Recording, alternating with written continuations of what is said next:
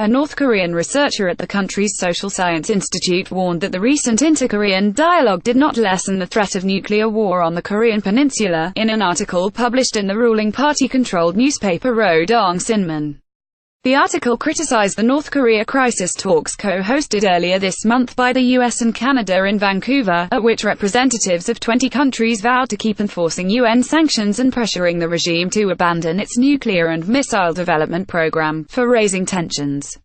In particular, it singled out statements made by Secretary of State Rex Tillerson and Defense Secretary Jim Mattis calling on North Korea to choose dialogue and the denuclearization path, or be prepared to face consequences as evidence of American belligerence.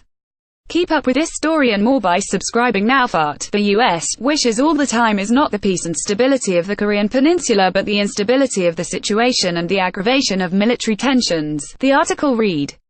North Korean leader Kim Jong-un gives field guidance at the Pyongyang pharmaceutical factory, according to this undated photo released by North Korea's Korean Central News Agency KCNA in Pyongyang, on January 25, 2018.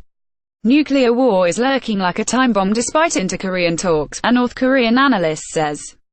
KCNA, via Reuters. North and South Korea have begun talking after 2 years of silence to discuss cooperation at the Winter Olympic Games, a development South Korean President Moon Jae-in hoped would lead to military talks about denuclearization. But according to the researcher, this is not a goal that can be accomplished as long as the U.S. maintains a military presence on the peninsula. The situation of the Korean peninsula is still severe, even if the currents of dialogue and peace flow ostensibly. A dark vortex of nuclear war is lurking like a time bomb beneath them, the analyst wrote. Secretary Mattis was asked by reporters about the Vancouver talks and providing credible military options to counter the North Korean threat on his way back from Vietnam. Military options remain, since 1953, in place. They remain there today. We could fight tonight, shoulder to shoulder with the South Koreans, if they're attacked, Mattis said.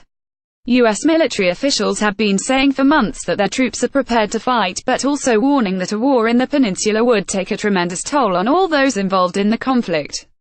Just this week, 4-star Marine Corps General Robert Neller told the Washington-based Center for Strategic and International Studies that a war on the Korean peninsula would test soldiers both physically and mentally. It will be a very, very kinetic, physical, violent fight over some really, really tough ground, and everybody is going to have to be mentally prepared, Neller said.